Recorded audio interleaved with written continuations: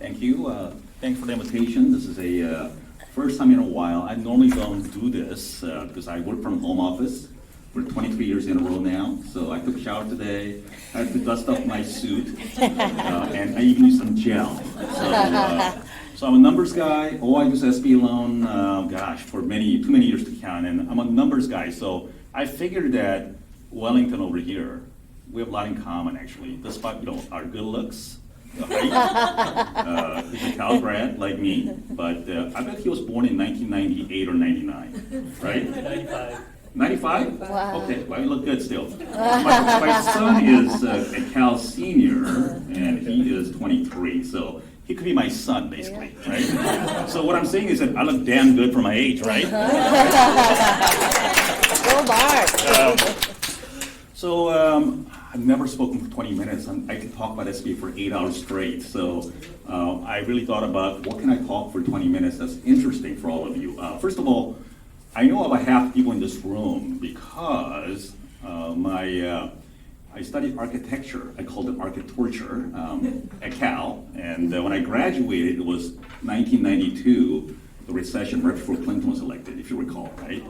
And I accidentally stumbled into home mortgage business. So many people in this room, I've met them through my very first job out of college. They actually paid me a real salary, which was a Korean mortgage company based in Santa Clara in San Francisco.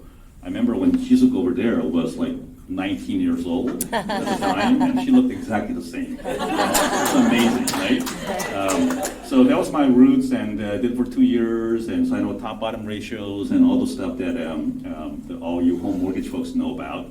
Then I stumbled into SBA Lending in 1995, and I became an underwriter. They hired me based on my home mortgage experience. Believe it or not, I lied through my interview and said I knew my numbers, right? Became an underwriter for, at the time, nation's #1 SBA lender, the Money Store. They were the dominant non-banking organization that really pioneered SBA lending. For 20 years, that organization was the #1 SBA lender, and I was lucky enough to be in underwriting to start my career and became underwriting manager. 5 years of that, and when Wellington was 4 years old, I became an SBA BDO in 1999, about the time my oldest son was born. And one reason, I wanted home office to be a good dad. So I became an SBA BDO, and since then I've been working from home office. And it's been a wonderful ride, 23 years in a row. It's really my underwriting background that separates me from most salespeople. Most salespeople, they know how to sell, but they don't understand the mechanics of it, right? The underwriting guidelines. So having 5 years of underwriting experience gave me a tremendous, I remember meeting Sylvia in early 2000 when I first came out to the Bay Area, and she would call me on a Saturday morning. I was living up in Sacramento, right? And she has a deal for me. And this is a true story. And it's like, oh, you have a deal for me? Okay, I'll be there. Get me all the tax returns, and I'll pre-qualify for you right in front of you. So I would drive 2 hours from where I used to live in Davis to her office in San Jose, and she would have stacks of tax returns, right? I mean, literally, a paper stack up the stick. And I would illustrate my knowledge with my old calculator, I still have, by the way, piece of paper, and I did a cash flow analysis for her for 3 years, and I said, here's the trend, here's debt service ratio, deals pre-qualified, loan amount, here's the loan grid, and loan amount, and interest rate, and terms. And she goes, what? Done, right? Took half an hour, right? And I think I gained Sylvia's trust that day, right?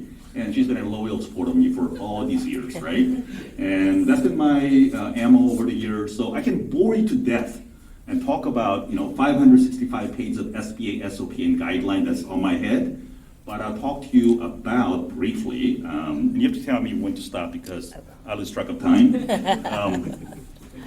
So SBA lending, for the past almost 30 years have changed quite a bit. If you look at the lender stack rankings, every few years, the name, used to be Money Store for many years, then became Wells Fargo, which I joined through mergers.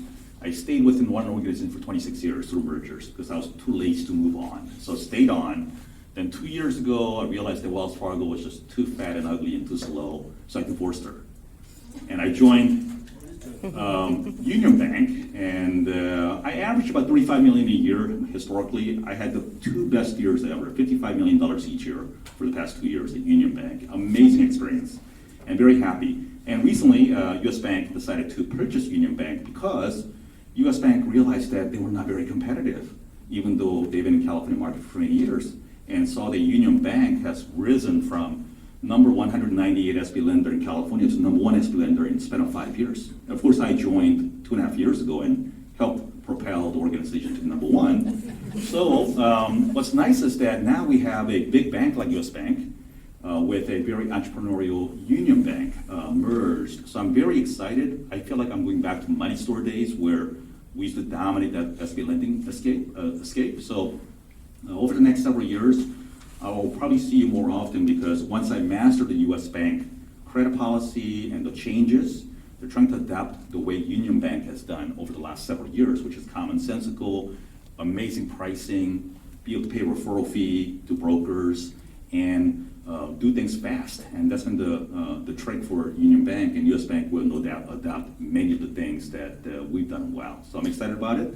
So in terms of SBA, there are 2 types of loan programs. Really, there are 4, but I only focus on 2, 7A and 504. So it's government code. 7A is simply a single loan, money given by the bank, but the government plays a kind of passive role of almost like an insurance company. So if the customer were to default on the loan, walk away, the government says that don't worry about it. If you do your due diligence and follow all the SBA guidelines, for every dollar you lose, we'll give you back 75 cents. So from bank's perspective, it's a very low risk as long as we follow the SBA guidelines. So one thing I want to emphasize is that there are literally thousands of SBA lenders across the country, and they're not all the same, okay? In fact, I print the lender ranking for 2022, and there are literally over 1,000, and some lenders have done only 4 loans whole year. So not every bank's the same. At the same time, just because a bank's big, like B of A, for example, doesn't mean that there's no B of A reps here, right? Okay, doesn't mean that they're the best in SBA lending because they look at SBA very differently. They look at it as a very high risk kind of transaction, right? So they are not very active in SBA lending. They like to do small transactions, right? So when, as a broker, a realtor, you should be wary of who they work with. And what makes the difference between a cross the finish line on time, I think has to do with the bank's culture, number 1, and number 2, the quarterback, someone like myself, who can guide through the experience from beginning to end. So it's really important for you to pick the right dark horse in the SBA lending world. Not all the lenders are the same, okay? Having said that, every SBA 7 lender, they have a slightly different credit policy and the down payment requirements. So SBA doesn't tell lender what your down payment should be, what your interest rate should be, what your credit culture should be, okay? Every bank has their own unique personality and pricing and down payment requirements. So, for example, like when somebody's buying a business, at my place, my bank, I can go up to $5 million loan, 10% down payment, 90% financing. No collateral, they don't have it, no issues. Smaller banks may say, okay, we'll cap it at $2 million, down payment 30%, right? There's a huge difference, right? So as a broker, loan broker, as a realtor, or business broker selling businesses, it is very important to find out who the players are. And if they choose the lender number 2045, and that's the lender ranking, and has only done 2 transactions last year, you should be wary of that. Okay, that's important. So 7A loan is again, single loan, is a very multi-purpose loan, pretty much. As long as it's for business purposes, it can be for building purchase, business acquisition, working capital, startup, equipment purchase, any of those eligible business purposes. 504 loan, in contrast, is a little more limited. It's designed for larger real estate transactions or heavy-duty equipment purchases. So, for example, when somebody comes to me with a $7 million building purchase and they really want 90% financing, I normally offer both options for client to choose from and weigh out the pros and cons. But when it's $7 million purchase price and 90% financing, you exceed the maximum SBA 7A loan cap of $5 million. Therefore, only option I can offer is 504 loan. And the structure of 504 loan is pretty simple. It's a 50-40-10 structure, typically. What that means is that there are 2 loans involved. okay? 10% down payment typically. 50% represents what bank, say Union Bank, BofA, Chase would offer, okay? But the 40% is what SBA lender called Certified Development Companies, or CDCs. It's a generic term, but there are hundreds of them across the country offering the same terms. It's a government guaranteed loan that's 100%, and the rate is pretty competitive. For example, 6.31% for 20-year fixed, 25-year fixed. So that's 40% financing from SBA, and a bank like Union Bank would offer 50% financing. So ultimately, it's 90% financing, but requires two different lenders and two different separate underwriting process and two different terms, okay? Union Bank's advantage is that we offer a very competitive 25-year fixed rate. And we like to protect our clients so that they don't have to worry about rate escalation, and therefore we can be partners going forward, right? That's our philosophy, right? So that's 7A and 504. Now, interest rate environment. I mean, being around for 30 years in SBA, I've seen it all, right? I'm sure most of you in this room has, and very interesting. I mean, 8% sounds really high, prime, but when I started doing this in 1995, in fact, I have the data right here, just for fun.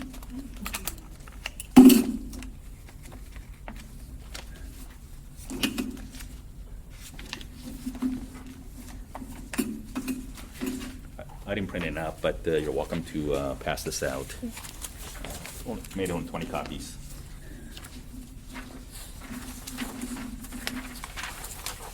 You know, 8% prime sounds really high in light of the fact that, for almost 8 years, since 2008, the prime rate index was essentially 0 or 3.25%, right? So, from 2008 to 2015, prime was 3.25, and suddenly we have a rate hike over the last year to 8%. But in the context of historical, prime index, 8% is about the average. So do I think it'll continue to go up? I think maybe a little bit, but there's a good chance that it'll go down or remain at this rate for some time to come, in my opinion. Kind of give you context, in 1973 it was 8%, then in 1980 it was, I think some of you weren't even born, but 21.5% prime. Can you imagine what the interest rate was? Hard to fathom that, right? Then in 86, 6 years later, went down to 8%. Then 2008 went down to 3.25, which is the lowest it can get, right? So now we're back up to 8%. So it's all about, when you tell clients, clients says, oh my gosh, 8% sounds really high, because for SBA loan it's prime plus something, right? You got to share the context, right? Historical context.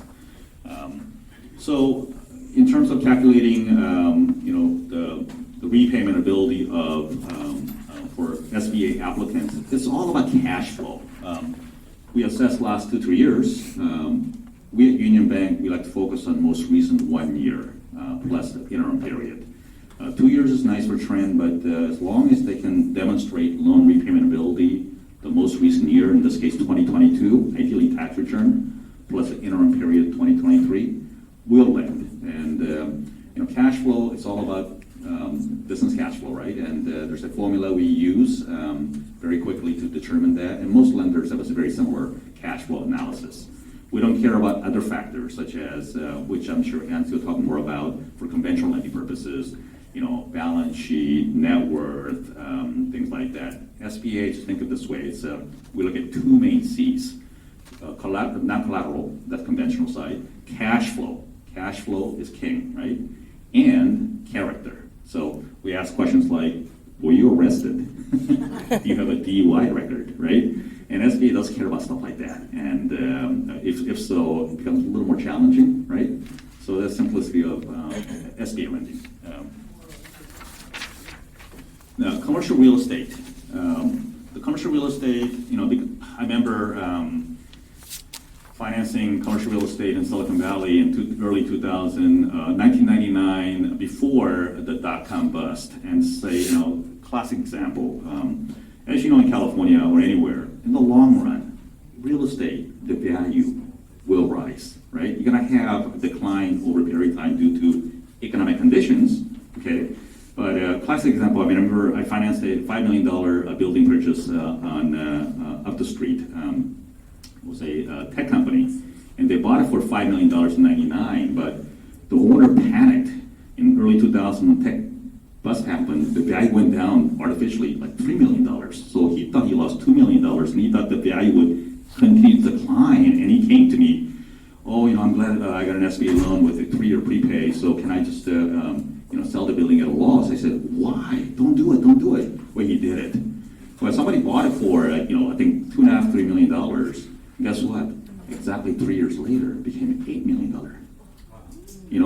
And if you look at the same building, now probably it's worth about $12 million to $20 million, right? The same building over the past so many years. So numbers and graphs, guys, I printed something for you, but that's very interesting.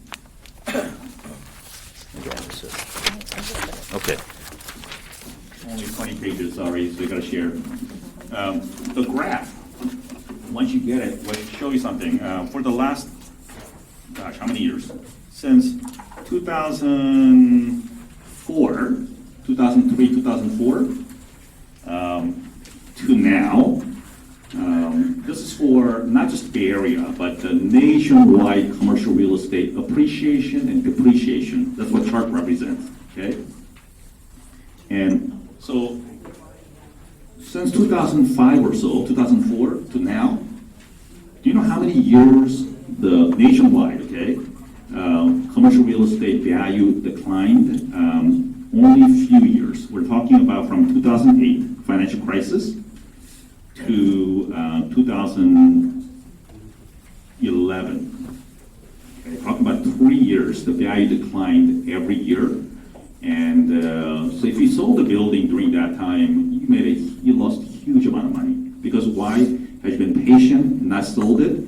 Look at the graph. Every year since late 2010 to now, the price increased. I mean, of course, some year as high as 12%, some year as low as 2%. Bottom line is that they're all positive number. It dipped a little bit in early 2001, less than 1%. But it's back up again. As of recently as last year, 12–13% appreciation. So, commercial real estate is for long term, and that's why SBA is a great loan, because when we give a loan for SBA, it's a 25-year fully amortized, no balloon payment. So you can hold on to it for a long time. And the prepayment penalty is very generous. 3 years for 7A loan, for 504, 10 years for SBA portion, the 40% portion. My portion, 5 years, with declining 5, 4, 3, 2, 1 prepay. So it gives the buyers the flexibility of sale if they want to, or refinance. At the same time, you can get a low fixed rate for 25 years, and you don't have to worry about ever refinancing or selling the building. Perfect. Thank you. That's it. Questions? Any questions? Any question? By the way, I speak Korean about 3rd grade level, so don't ask me. So on your SBA loan on 50/40/10, so it's 50, you said it has to go into like a Wells Fargo BLA or whatever the bank is out there. Are they on first position? That's right. Every 504 loan, you're gonna file 2 liens on the property. First lien will be the bank's lien, and the SBA will also file a second lien. So SBA doesn't mind being on the second as like a 40%? That's right. They'll always subordinate to the bank's interest, so long as, for example, in the future, let's say a buyer needs additional money for construction or any building improvements, and come back to the lender for additional loan, and we can increase our first loan, and SBA will always subordinate to be in second position, so long as the loan purpose is for building improvements purposes. Okay, then what was the due date that you actually mentioned about that 40%? 25 The years. second note, is that still 25, or do they have a shorter term? Yeah, the term, they do offer 10-10, 20-20, or 25-25. You can choose. And the interest rate declines, of course, the shorter the term, but the rate variance is fairly minimal. So most people stick with 25-year fixed rate, which is 6.31% right now for 25 years. Very attractive. And kind of give you an idea, I offer about 5.95% 25-year fixed rate for the first deed of trust, which is crazy low. It's prime minus 3.05, right, for 25-year fixed rate. And the reason is because our risk is very low, 50% LTV on our loan.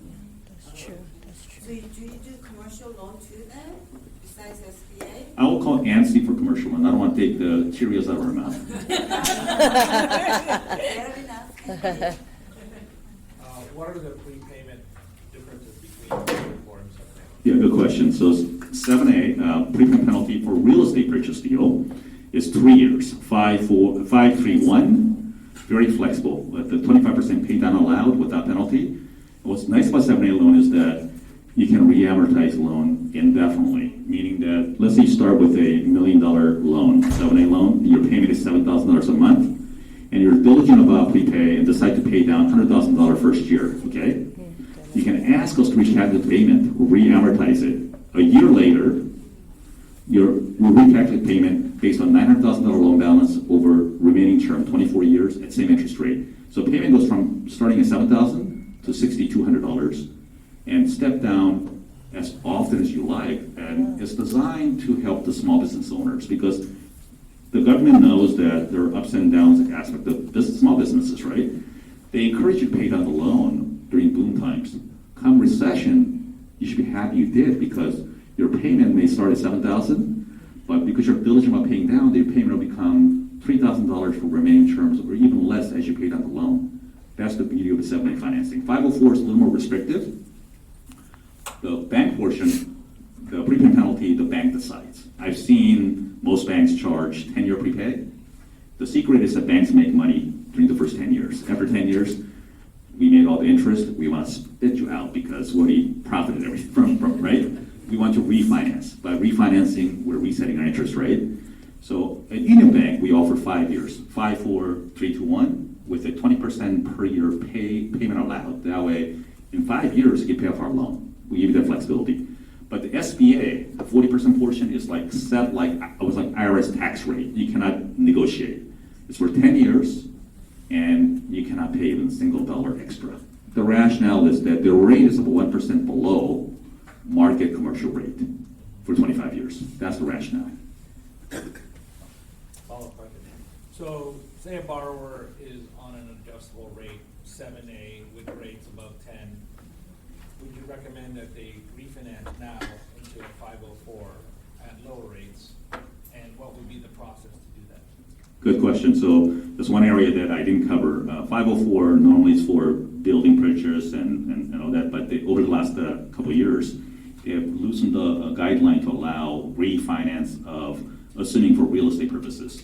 So 7A loan, 90% of lenders out there, unlike my bank, offers very high variable rate, usually prime plus minimum 1 to 2.5%, which is very high. So people have 10% variable rate. 504, you can refinance so long as real estate, and you can do it. $1 million loan, for example, structure it, no down payment needed because why? They have more than 10% equity. So I can divide the loan into two, for example, for simple. So $500,000 Union Bank, $500,000 SBA loan. I give my client advice like I would give my family members because, some of you are home mortgage people. When somebody has home mortgage loan for 30 years and started at 7% and 10 years later rate becomes 6%. Well, would you recommend a refinance? No, not really, because by refinancing, you're resetting, right? I mean, what people don't realize is that you have to look at the amortization schedule. And for every $1,000 you pay, if you're paying 90% of that is principal balance and only 10% is interest rate, doesn't matter. At 8%, you're still ahead. That's the aspect that I want my clients to be aware of. So to answer your question, depending on client situation, if they have had the loan for more than 10 years, or let's say less than 5 years, right? Then I would look at 2 years. Then it's worth it, in my opinion. But you gotta pay 1% prepay. I may ask them to wait out and maybe wait a little longer until the 3-year anniversary. Therefore, there's no prepay, right? That's my. Or if anything, don't get another 25-year loan. You try to reduce it to 20 years or even 10 years if they can afford payment, so that you can save on interest rate. Thank you. Any more questions? Okay, great. Thank you. Thank you, Uh-huh. Mark.